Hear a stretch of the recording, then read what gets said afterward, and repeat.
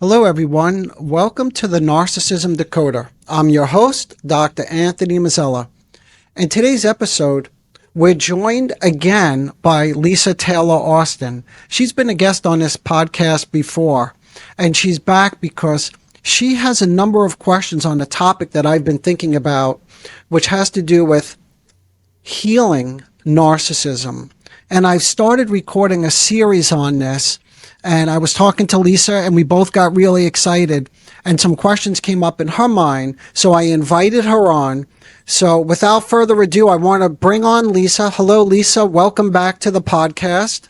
Thanks for having me again, Dr. Mazzella. I think these questions are so important to explore because, we see a lot on YouTube and social media about narcissism, but not much about treating it. So I think you're answering these questions is really helpful. And for anybody who's either watching or listening, I just want to let you know that this is not just about a therapeutic process.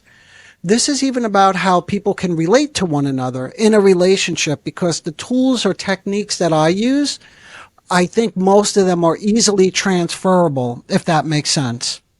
Yes, that's a really good point. I think that, possibly people can use some of this with their sisters, brothers, colleagues. Mm-hmm.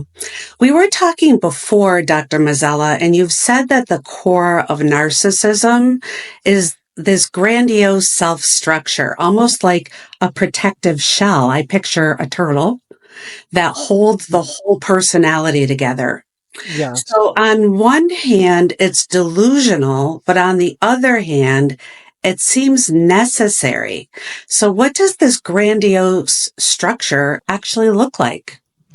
It's such an important place to begin, because what you're saying is true. And we have to think about this. If in fact it's the whole structure, the structure that holds the whole self together, again, when we're thinking about change, can a narcissist change, or how do you heal narcissism? The next question actually is then, how do we begin to work with this structure? And in order to work with it, we really need to understand what it is. So I'll just give a quick hello to this, because I've discussed this in prior episodes, and I think this will sound familiar, Lisa, but it's not just about grandiosity, which is, I know sounds paradoxical because it's the grandiose sense of self, but what it entails is grandiosity, vulnerability, idealization, right? Devaluation, a limited capacity for empathy, a dismissive quality, meaning they don't really care deeply about others. So all of these things are actually part of the grandiose sense of self.